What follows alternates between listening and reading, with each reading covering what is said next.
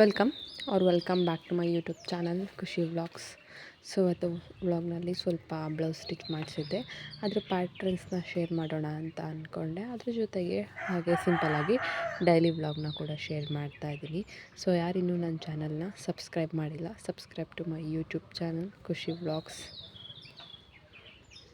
ಅದ್ರ ಜೊತೆಗೆ ಸ್ವಲ್ಪ ಹಬ್ಬಕ್ಕೆ ಅಂತ ಹೇಳಿ ಮನೆಗೆಲ್ಲ ಶಾಪ್ ಮಾಡಿದ್ದು ಎಲ್ಲದನ್ನೂ ಶೇರ್ ಮಾಡೋಣ ಅಂತ.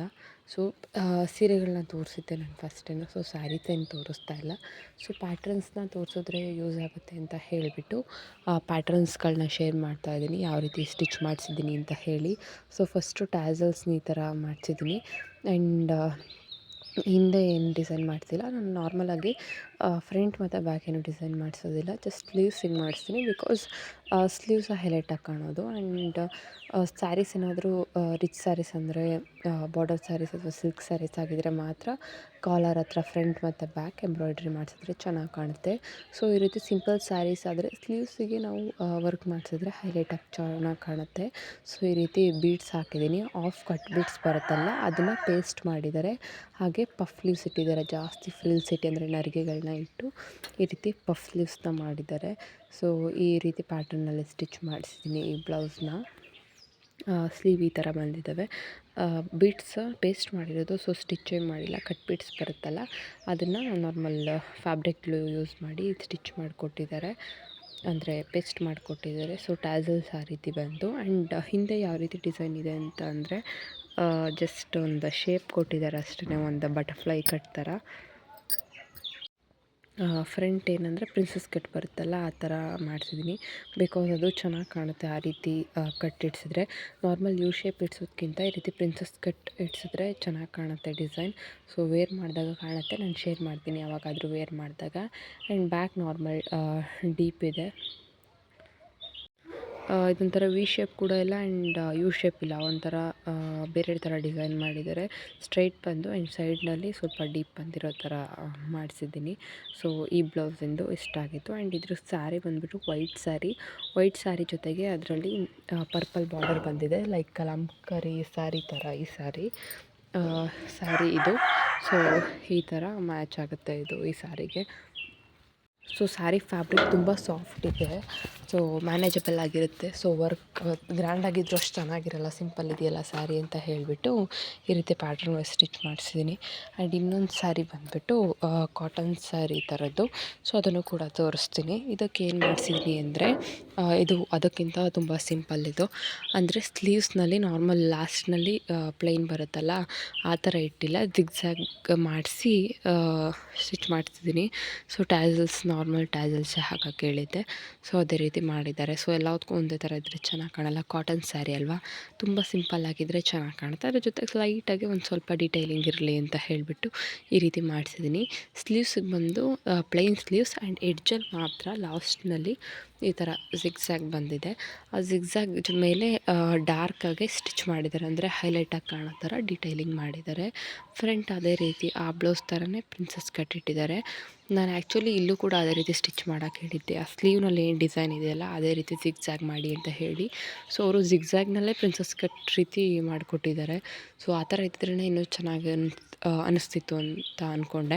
ಬಟ್ ನೆಕ್ಸ್ಟ್ ಇನ್ನೊಂದು ಸಲ ಸ್ಟಿಚ್ ಮಾಡ್ಸೋಣ ಅಂದ್ಕೊಂಡಿದ್ದೀನಿ. ಬೋಟ್ ನೆಕ್ಕಲ್ಲೇ ಈ ರೀತಿ ಜಿಗ್ಜ್ಯಾಗ್ ಇಡಿಸಿದ್ರೆ ಇನ್ನೂ ಚೆನ್ನಾಗಿ ಕಾಣುತ್ತೆ ಅಂತ ಹೇಳಿ ಅಂದ್ಕೊಂಡಿದ್ದೀನಿ. ಸೊ ಅದಕ್ಕೂ ಒಂದು ಕಾಟನ್ ಸ್ಯಾರಿನ ಸ್ಟಿಚ್ ಮಾಡಿಸ್ತೀನಿ, ಅದನ್ನು ತೋರಿಸ್ತೀನಿ ಯಾವ ರೀತಿ ಬಂದಿದೆ ಅಂತ ಹೇಳಿ. ಸ್ಟಿಚ್ ಕೊಟ್ಟಿದ್ದೀನಿ. ಸೊ ಅದು ಬಂದಮೇಲೆ ಶೇರ್ ಮಾಡ್ತೀನಿ ಯಾವ ಥರ ಬಂತು ಅನ್ನೋದನ್ನ. ಆ್ಯಂಡ್ ಹಿಂದೆ ಈ ರೀತಿ ನಾರ್ಮಲ್ ವಿನೆಕ್ ಥರ ಮಾಡಿದ್ದಾರೆ ಡೀಪ್ ಇಟ್ಟು. ಸೊ ಇದು ಈ ಸ್ಯಾರಿ ಬಗ್ಗೆ, ಅಂದರೆ ಈ ಬ್ಲೌಸ್ ಬಗ್ಗೆ ಇಷ್ಟು ಡೀಟೇಲ್ಸ್. ಇದು 2 ಸ್ಯಾರಿ ಆ್ಯಂಡ್ 2 ಬ್ಲೌಸ್ರಿಂದ. ಆ್ಯಂಡ್ ಇದು ಸೇಮ್ ಈ ಬ್ಲೌಸ್ ಏನಿದೆಯಲ್ಲ ಸ್ಯಾರಿನೂ ಕೂಡ ಅದೇ ಕಲರ್, ಸಿಲ್ವರ್ ಮತ್ತು ಕಾಪರ್ ಝರಿನಲ್ಲಿ ಡೀಟೇಲಿಂಗ್ ಇದೆ ಅಷ್ಟೇ. ನಾನು ಇದನ್ನ ರೀಲ್ಸಲ್ಲಿ ಕೂಡ ಶೇರ್ ಮಾಡಿದ್ದೆ ಫಸ್ಟೇ. ಸೊ ರೀಲ್ಸ್ ಅಥವಾ ಯೂಟ್ಯೂಬ್ ಶಾರ್ಟ್ಸ್ ಯಾರಾದರೂ ಮುಂಚೆಯಿಂದ ಫಾಲೋ ಮಾಡೋರಿಗೆ ಗೊತ್ತಿರುತ್ತೆ. ಸೊ ಜಸ್ಟ್ ಒಂದೊಂದು ಕ್ಲಿಪ್ಪಿಂಗ್ ಹಾಕಿದ್ದೆ ಅಷ್ಟೇ, ಪೂರ್ತಿ ಡೀಟೇಲಾಗಿ ಏನು ಹಾಕಿರಲಿಲ್ಲ. ಹೇಗೂ ಯೂಟ್ಯೂಬ್ನಲ್ಲಿ ವ್ಲಾಗ್ ಅಪ್ಲೋಡ್ ಮಾಡ್ತೀನಲ್ಲ, ಯೂಸ್ ಆಗುತ್ತೆ ಅಂತ ಹೇಳಿ. ಸೊ ನಾನು ಈ ವಿಡಿಯೋನ ರಾತ್ರಿ ಶೂಟ್ ಮಾಡಿದ್ದೆ. ಸೊ ನೆಕ್ಸ್ಟ್ ಡೇ ಮಾರ್ನಿಂಗ್ ಬೆಳಗ್ಗೆನೇ ಬಾಗಿಲು ಪೂಜೆ ಎಲ್ಲ ಮುಗಿಸ್ಕೊಂಡೆ. ಅಂದರೆ ನಾರ್ಮಲಾಗಿ ಬೆಳಗ್ಗೆ ಎದ್ದ ತಕ್ಷಣ ಹೊಸ್ಲು ಎಲ್ಲ ಒರೆಸಿ ಪೂಜೆ ಮಾಡ್ತೀವಲ್ಲ, ಅದನ್ನೆಲ್ಲ ಮುಗಿಸ್ಕೊಂಡೆ. ಬಿಕಾಸ್ ಪಾಪು ಎದ್ದೇಳೋಷ್ಟರಲ್ಲಿ ನಾನು ಕೆಲಸ ಮುಗಿಸ್ಬೇಕು. ಆ್ಯಂಡ್ ಪಾಪುಗೆ ನಮಗೆ ಅಂತ ಹೇಳಿ ಸ್ವಲ್ಪ ಮೊಟ್ಟೆಗಳು ಬೇಯಿಸ್ತಾ ಇದ್ದೀನಿ. ಆ್ಯಂಡ್ ಸ್ವಲ್ಪ ಡ್ರೈ ಫ್ರೂಟ್ಸ್ನೆಲ್ಲ ಎತ್ತಿಟ್ಟೆ ತಿನ್ನಲಿಕ್ಕೆ ಅಂತ ಹೇಳಿ.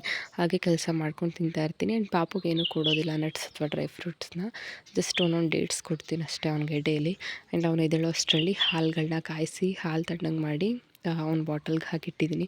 ಬಿಕಾಸ್ ಅವ್ನು ಎದ್ದ ತಕ್ಷಣ ಕೇಳ್ತಾನೆ ಆ್ಯಂಡ್ ಅಳೋದಕ್ಕೆ ಶುರು ಮಾಡ್ತಾನೆ ರೆಡಿ ಇಲ್ಲ ಅಂದರೆ. ಸೊ ಅದಕ್ಕೆ ರೆಡಿ ಮಾಡಿಟ್ಕೊಂಡಿದ್ದೆ. ಆ್ಯಂಡ್ ಸ್ವಲ್ಪ ಕುಕ್ಕರ್ಗಳನ್ನ ತರಿಸಿದ್ದೆ. ಸೊ ಅದನ್ನ ಓಪನ್ ಮಾಡೋಣ. ನಾರ್ಮಲಾಗಿ ಶಾಪ್ನಲ್ಲೇ ತರಿಸಿದ್ದು. ಸೊ ಸ್ಟೀಲ್ ಕುಕ್ಕರ್ಸ್ ಅಂದರೆ ಇಂಡಕ್ಷನ್ ಕುಕ್ಕರ್ ಬರುತ್ತಲ್ಲ, ಅವು 2 ತರಿಸ್ಕೊಂಡಿದ್ದೆ. ಒಂದು 3 ಲೀಟರ್ಸ್ದೊಂದು ಆ್ಯಂಡ್ 5 ಲೀಟರ್ಸ್ದೊಂದು ತರಿಸಿದ್ದೆ. ಸೊ ಇಂಡಕ್ಷನ್ ಕುಕ್ಕರ್ಗಳೇ ಅಂದರೆ ಮುಂಚೆನೇ ಹೇಳಿದ್ದೆ. ಬಿಕಾಸ್ ಅಲ್ಯೂಮಿನಿಯಮ್ಗಿಂತ ಈ ಇಂಡಕ್ಷನ್ ಕುಕ್ಕರ್ಸ್ ಏನಿರುತ್ತಲ್ಲ, ಅಂದರೆ ಸ್ಟೀಲ್ ಕುಕ್ಕರ್ಸ್ ಹೆಲ್ತ್ ವೈಸ್ ನೋಡಿದ್ರೆ ಈ ಕುಕ್ಕರ್ಗಳು ಒಳ್ಳೆಯದು. ಸೊ ಅದಕ್ಕೆ ಇದನ್ನು ತರಿಸ್ಕೊಂಡಿದ್ದೀನಿ. ಸೊ ಅದನ್ನೆಲ್ಲ ಪ್ಯಾಕ್ ಮಾಡ್ತಾಯಿದ್ದೀನಿ. ಅಂದರೆ ಓಪನ್ ಮಾಡಿರಲಿಲ್ಲ ಬಾಕ್ಸಿಂದ. ಸೊ ನಾನಿವಾಗ ಯೂಸ್ ಮಾಡ್ತಿರೋ ಚಿಕ್ಕದೊಂದೇ ಅಲ್ವಾ. ಸೊ ದೊಡ್ಡದನ್ನ ನನಗೆ ಬೇಕಿದ್ದಾಗ ಯೂಸ್ ಮಾಡ್ಕೊಳ್ಳೋಣ, ಬಾಕ್ಸಲ್ಲೇ ಇರಲಿ ಅಂತ ಹೇಳಿಬಿಟ್ಟು ಬಾಕ್ಸ್ಗೆ ಹಾಕಿಟ್ಟಿಟ್ಟೆ. ಆ್ಯಂಡ್ ಸಾಂಬಾರು ಮಾಡ್ಕೊಳ್ತಾ ಇದ್ದೀನಿ. ಸೊ ತೋಟದಲ್ಲಿ ಸ್ವಲ್ಪ ನುಗ್ಗೆಕಾಯಿಗಳು ಸಿಕ್ಕಿದ್ವು, ಅದನ್ನೆಲ್ಲ ಕಟ್ ಮಾಡಿ ಇಡ್ತಾಯಿದ್ದೀನಿ. ಪಾಪು ಮಲಗಿದ್ದಾನೆ. ಅವನು ಎದ್ದೇಳೋಷ್ಟರಲ್ಲಿ ಎಲ್ಲ ರೆಡಿ ಮಾಡಿ ಇಟ್ಕೊಳ್ಳೋಣ ಅಂತ ಹೇಳಿ ಮಾಡ್ತಾಯಿದ್ದೀನಿ. ತೋಟ ಅಂದರೆ ಜಸ್ಟ್ ಮನೆಯಿಂದ ಈ ಜಾಗ ಇರುತ್ತಲ್ಲ, ಕೊಪ್ಪಲು ಅಂತ ಹೇಳ್ತಾರೆ ನಮ್ಮ ಕಡೆ. ಸೊ ಅಲ್ಲಿ ಈ ಥರ ಒಂದು ನುಗ್ಗೆ ಮರ ಇತ್ತು. ಸೊ ಬಿಟ್ಟಿದ್ವಲ್ಲ, ಈ ಟೈಮ್ನಲ್ಲಿ ತುಂಬ ಸಿಗುತ್ತಿದ್ದು. ಸೊ ಅಲ್ಲಿಂದನೇ ತೊಗೊಂಡು ಬಂದು ಎಲ್ಲ ಕಟ್ ಮಾಡ್ತಾಯಿದ್ದೀನಿ ಸಾಂಬಾರು ಮಾಡ್ಕೊಳ್ಳೋಣ ಅಂತ ಹೇಳಿ. ಸೊ ನಾನು ಯಾವ ರೀತಿ ಮಾಡ್ತೀನಿ ನುಗ್ಗೆಕಾಯಿ ಸಾಂಬಾರನ್ನ ಅಂದರೆ, ಫಸ್ಟು ಬೇಳೆ, ಈರುಳ್ಳಿ, ಟೊಮೆಟೊ ಆ್ಯಂಡ್ ಬೆಳ್ಳುಳ್ಳಿ ಎಲ್ಲ ಪೂರ್ತಿ ಕುಕ್ ಆಗೋವರೆಗೂ ಒಂದು 4-5 ವಿಷಲ್ ಬರ್ಸ್ಕೊಳ್ತೀನಿ. ಸೊ ಅದಾದಮೇಲೆ ಮತ್ತೆ ಒಗ್ಗರಣೆ ಮಾಡ್ತೀನಿ. ನುಗ್ಗೆಕಾಯಿನೆಲ್ಲ ಹಾಕಿ ಅದರೊಳಗಡೆ ಈಗೇನು ಬೇಯಿಸಿದ್ವಲ್ಲ ಬೇಳೆ ನೀರನ್ನ, ಅದನ್ನು ಹಾಕಿ ಸ್ವಲ್ಪ ಮಸಾಲೆ ಪುಡಿ ಹಾಕಿ ಉಪ್ಪು ಹಾಕಿ ಕುದಿಸ್ಕೊಳ್ತೀನಿ. ಸೊ ಈ ಥರ ಮಾಡೋದ್ರಿಂದ ಒಂಥರ ಮಸಾಲೆ ಥರ ಅನಿಸೋಲ್ಲ. ಬೇಳೆ ಎಲ್ಲ ನೀಟಾಗಿ ಕುಕ್ ಆಗಿರ್ತವೆ. ಸೊ ನಾವೆಲ್ಲದನ್ನೂ ಒಟ್ಟಿಗೆ ಬೇಳೆ ಇದನ್ನೆಲ್ಲ ಬೇಯಿಸೋಕ್ಕೆ ಹೋದ್ರೆ ಏನಾಗುತ್ತೆ ಅಂದರೆ ನುಗ್ಗೆಕಾಯಿ ಪೂರ್ತಿ ಎಲ್ಲ ಕದ್ರೋಗ್ತವೆ ಆ್ಯಂಡ್ ಬೇಳೆ ಬೆಂದಿರೋದಿಲ್ಲ. ಸೊ ಫಸ್ಟೇ ನಾವು ಅದನ್ನ ರೆಡಿ ಮಾಡಿಟ್ಕೊಂಡಿದ್ರೆ ಚೆನ್ನಾಗಿ ಬರುತ್ತೆ ಸಾಂಬಾರು ಅಂತ ಆ ರೀತಿ ಮಾಡ್ಕೊಳ್ತೀನಿ. ಸೊ ಅಜ್ಜಿ ಮಾಡ್ತಿದ್ರು ಆ ಥರ. ಅಜ್ಜಿ ಹೇಗೆ ಮಾಡ್ತಿದ್ರು ಆ ರೀತಿ ಮಾಡ್ಕೊಳ್ತೀನಿ. ಆ್ಯಂಡ್ ನುಗ್ಗೆಕಾಯಿ ಕೀಳಬೇಕಾದ್ರೆ ನುಗ್ಗೆ ಸೊಪ್ಪು ಆ್ಯಂಡ್ ನುಗ್ಗೆ ಹೂವು ಕೂಡ ಸಿಕ್ಕಿತ್ತು. ಆ್ಯಂಡ್ ಇದನ್ನೆಲ್ಲ ಯೂಸ್ ಮಾಡ್ಕೊಳ್ಬೇಕೆಲ್ಲ ಕ್ಲೀನ್ ಮಾಡಿಟ್ಕೊಂಡು ನುಗ್ಗೆ ಹೂವು ಹಾಕಿ ಮೊಟ್ಟೆ ಪಲ್ಯ ಮಾಡ್ತೀನಿ. ನುಗ್ಗೆ ಹೂವು ಮತ್ತು ಮೊಟ್ಟೆ ಪಲ್ಯ. ನುಗ್ಗೆ ಸೊಪ್ಪನ್ನ ಯೂಸ್ ಮಾಡಿಕೊಂಡು ಸಾಂಬಾರು ಅಥವಾ ಅದೇ ರೀತಿ ಮೊಟ್ಟೆನೇ ಹಾಕಿ ಪಲ್ಯ ಮಾಡ್ಕೊಳ್ಬೋದು. ಆ್ಯಂಡ್ ಇವಾಗ ಸಾಂಬಾರು ಮಾಡ್ಕೊಳ್ತಾ ಇದ್ದೀನಿ. ಸೊ ಪಾಪು ಈ ರೀತಿ ಏನಾದರೂ ಜಾಸ್ತಿ ಹೊತ್ತು ಮಲ್ಕೊಂಡ್ರೆ ಕೆಲಸಗಳೆಲ್ಲ ಮಾಡ್ಕೊಂಡು ಬಿಡ್ಬೋದು.